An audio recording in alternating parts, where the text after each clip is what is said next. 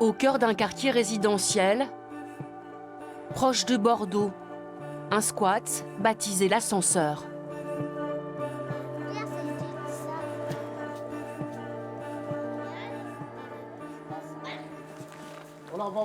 Morty, bénévole de l'association Un repas pour tous, y passe régulièrement.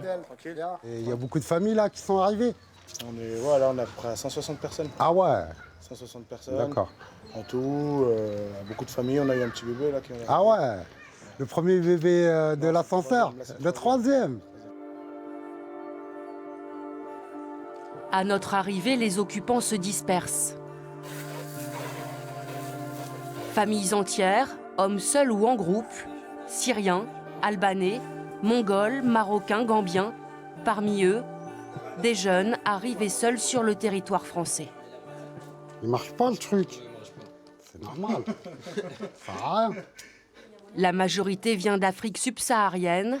Stéphane est le seul à accepter de nous parler. Il vient du Cameroun et dit avoir 17 ans.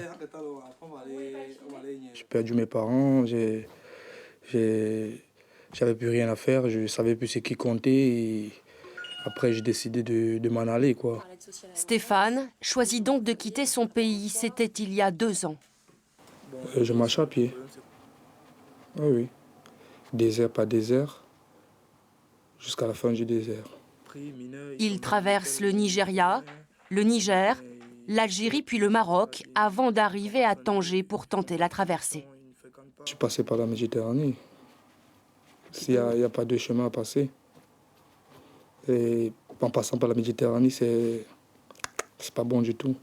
Ça a duré combien de temps? Toute vie. 12 heures de temps dans la Méditerranée avant d'être sauvé par la Croix-Rouge espagnole. Et là, je dors dans la rue parfois, et parfois quand je trouve un squat, je dors. Et c'est comme ça que je vis en France. Le récit après les images. Des images qui ont fait le tour du monde. Et maintenant, la réalité en Europe, en France. La vie dans des squats sauvages ou comme là encadrés par des associations.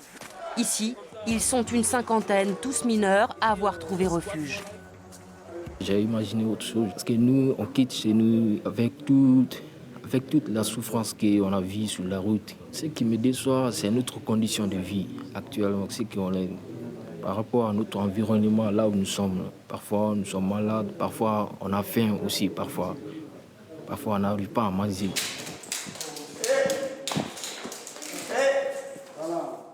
Si on essaie de créer des espaces comme celui-là, c'est pour pas laisser place aux mafias, aux réseaux de trafiquants, que ce soit pour la drogue, la prostitution, où il y a des gens qui verraient en eux des victimes toutes désignées. Un mineur de 14 ans qui n'a pas de quoi s'acheter une boîte de conserve pour manger, tu peux faire tout ce que tu veux de lui. Du coup, quand la seule main qui est tendue vers eux, c'est quelqu'un qui veut profiter d'eux, mais ils la prennent. La rue, l'isolement, le danger d'où qu'ils viennent. Pour s'en sortir, un mot qui revient, l'éducation. Je voulais continuer mes études comme tous les enfants du même âge que moi. Ma maman, elle était enseignante. Du coup, elle m'a appris vite à lire et écrire. Voyez-vous. Donc, je ne sais pas quoi faire si ce n'est pas les études. La priorité, se faire connaître des services de l'État, se rendre au SAEMNA. Là, une association mandatée par le département doit mettre à l'abri ces jeunes le temps de déterminer s'ils sont vraiment mineurs, étrangers, isolés et donc éligibles à l'aide sociale à l'enfance. Une évaluation qui passe par 3 entretiens. Allez, on y va. Nous sommes autorisés à filmer cette entrevue, la 3e et dernière pour Youssou, originaire du Cameroun. Vous m'écrivez, s'il vous plaît, votre nom, prénom, date de naissance, ville d'origine et pays. Est-ce que vous avez des papiers, Youssou? Non. Un extrait d'acte de naissance, un passeport, quelque chose? Non, pas encore. Pas encore. Aucun papier? Aucun papier. Donc vous me dites 17 ans, Youssou, Oui. vous n'avez pas de papier, donc on va voir avec ce que vous nous dites. ce qu'on en pense. Youssou doit dire une nouvelle fois quel parcours il a effectué pour venir jusqu'en France. Youssou, vous faites un petit effort. Malaga, Almeria. Non, Malaga. Malaga. Malaga, c'est D'accord. Malaga. Toute incohérence de sa part sera relevée. Youssou, je veux bien que vous ayez quitté Pocol au décès de votre père, mais votre père est décédé en 2006 et vous êtes né en 2002, donc vous avez 4 ans. Oui. Et à 4 ans, même les jeunes Français, ils n'écrivent pas comme ça. Sur le contenu global de l'entretien, ça reste du classique. Le choix de Bordeaux, alors qu'il y a eu des possibilités potentielles d'être aidé ailleurs, toutes ces questions-là, j'ai des doutes sur le fait que ce soit un enfant de 17 ans. Est-ce que vous avez le sentiment de faire le sale boulot? Alors, je ne qualifierais pas de sale boulot parce que j'ai aussi de l'estime pour mes collaborateurs et pour la mission qui nous a été accordée, mais en tous les cas d'être effectivement à une place un peu singulière et parfois critiquée, oui, ça c'est sûr. On se sent une place effectivement assez particulière, prise en étau entre question migratoire, qui est une question effectivement qui relève de l'État, question de l'enfance, qui est une compétence du département, la question de l'engagement, la question aussi de publics vulnérables, même quand ils ne sont pas mineurs, et qu'effectivement il manque un maillon à la chaîne. Au final, seulement 15% des jeunes passant par le SAEMNA sont confiés à l'aide sociale à l'enfance. Ces 2 dernières années, le conseil départemental a créé 900 places d'accueil supplémentaires dans des foyers comme celui-ci, des internats, des chambres d'hôtel ou encore des familles d'accueil, mais cela ne suffit pas. Et les prévisions pour 2019 sont déjà très claires. 600 nouveaux mineurs étrangers seront confiés à l'aide sociale à l'enfance. Des places supplémentaires vont être ouvertes, mais le compte n'y sera toujours pas. Nous nous sentons débordés. Nous sentons que nous sommes en train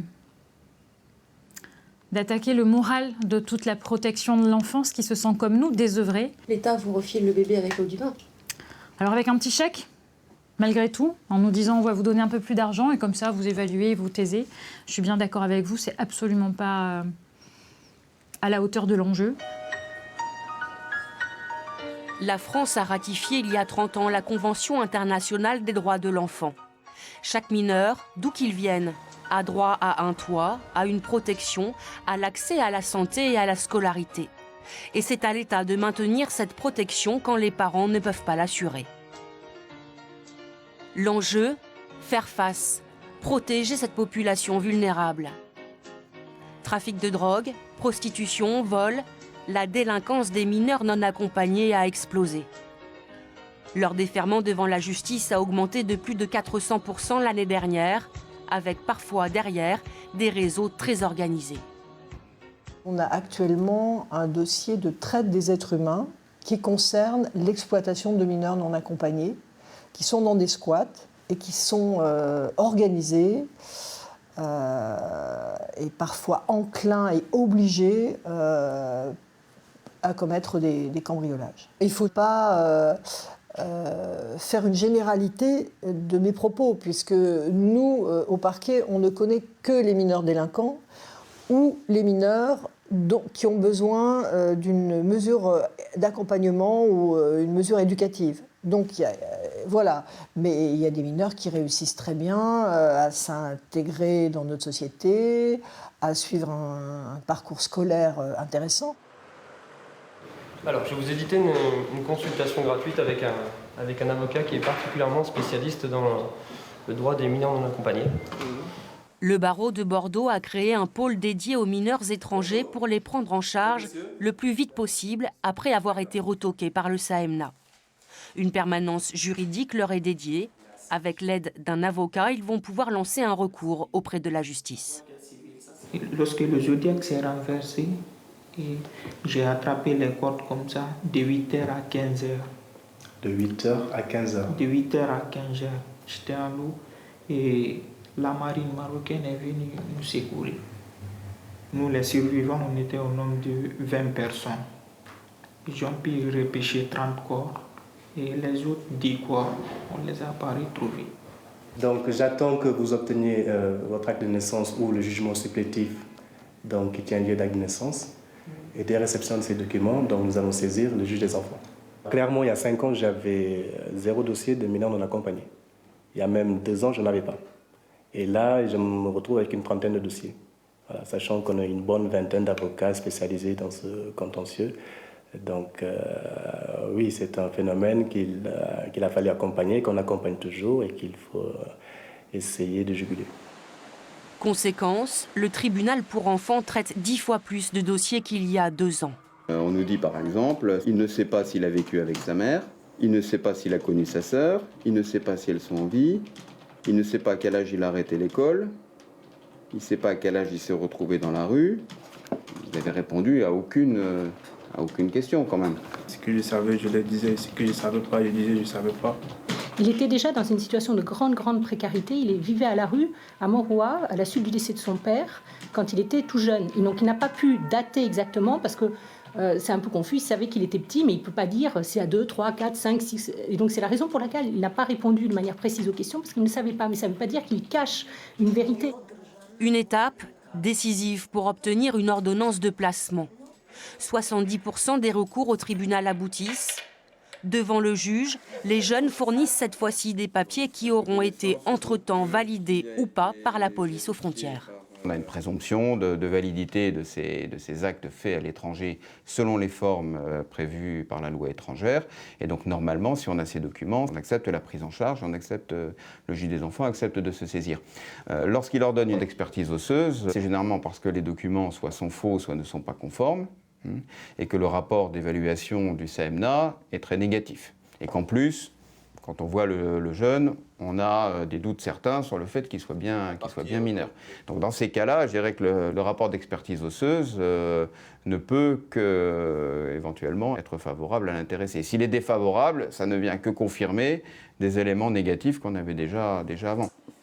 Des expertises osseuses dont l'usage a été validé par le Conseil constitutionnel, mais critiqué par les avocats et associations, pas assez fiables selon eux. Quoi qu'il en soit, le juge ne demandera pas à Ibrahim de passer des radios. Le jeune Camerounais a vécu 3 mois dans la rue à son arrivée à Bordeaux. Il vit désormais chez ce couple qui a spontanément proposé de l'héberger via l'association Famille Solidaire. Il s'agit de vivre avec un inconnu au début. On n'a pas le même âge, on n'a pas la même culture, mais c'est hyper riche. On apprend les uns des autres. Et puis on s'ajuste. Souvent, ça nous arrive de manger devant la télé. C'est pas trop son truc, il préfère manger à table. C'est des petits trucs comme ça. Même devant un match de foot? Si, il l'a fait une fois. Ouais, si. On a mangé une pizza une fois. Quelques fois, ouais. Devant la télé. Devant la télé, devant le match de foot, ouais. Ibrahim est scolarisé en 3e prépa pro cuisine. S'il obtient son placement à l'aide sociale à l'enfance, il changera alors d'hébergement à condition que le département réussisse à lui trouver une place. Si on me propose, je vous ferai l'hôtel ou peut-être la pâte, mais pas le foyer encore. Oui, le foyer, tu en as marre? Ouais, il y en a marre du foyer, ouais. L'hôtel, justement, c'est là que vit Youssouf, 17 ans, malien, désormais sous la protection du département. Il a posé ses valises ici il y a 1 an. J'aime me distraire avec la musique, ça me distrait. Ça rappelle des souvenirs aussi? Ça me rappelle à mon pays. Il faut oublier un peu, mais pas trop. Ouais, pas trop. Hein. Le passé, derrière ce sourire, Youssouf cache son pire souvenir, le passage par la Libye. Ils nous ont emmenés dans une maison isolée. C'est une prison. Chaque jour, ils nous bastonnent. Un jour, ils nous ont dit, si vous ne payez pas l'argent d'ici 2 ou 3 jours, on va vous vendre aux gens, vous allez travailler pour eux, après ils vont nous rembourser nos sous. Quand j'ai entendu ça, moi, je me suis enfui avec l'aide d'un ami. C'était devenu un objet de commerce pour eux. Moi, ça m'a dépassé, tu vois. C'est de l'esclavage, en fait. Aujourd'hui, Youssouf peut s'offrir de petits plaisirs grâce à son salaire, 750 € par mois. Inscrit chez les compagnons, il suit un CAP boulangerie en alternance. Je crois qu'on dit c'est les chocolatines, non? Ici. Ouais. À Bordeaux, c'est chocolatine aussi. Oui, des chocolatines à Bordeaux, ouais. À ses côtés, 2 autres jeunes mineurs étrangers qui, comme lui, ont des rêves, des envies encore inassouvies. Basket à Lambert, Youssouf à Lambert. Maintenant, le souci, c'est de réussir. Mais avoir une amoureuse, ça va venir après. Après? Ben oui, après. Parce que des fois, c'est un peu difficile avec le travail. Le seul problème qui m'embête maintenant, ça c'est... J'ai eu des problèmes dans mon parcours et là, j'ai pas trop une bonne sourire. Ben, là, ça m'embête trop, quoi. Tes dents? Oui. Mais après, c'est des dents de bonheur, mais c'était pas comme ça, c'est trop écarté. Mais après tout, ça va. Bientôt, on a mis des programmes en place pour mettre des appareils dentaires. Il y a des petits trucs que je veux changer parce que là, j'arrive pas à dormir. Je me dis, mais comment j'ai fait pour arriver là, quoi? Je me vois toujours dans le zodiaque, tout ça. Je dis, mais c'est incroyable, quoi. C'est un truc, si on me dit de le refaire, je vais dire non, quoi. À la fin de l'année prochaine, tous pourront choisir, poursuivre leurs études ou se lancer dans la vie active.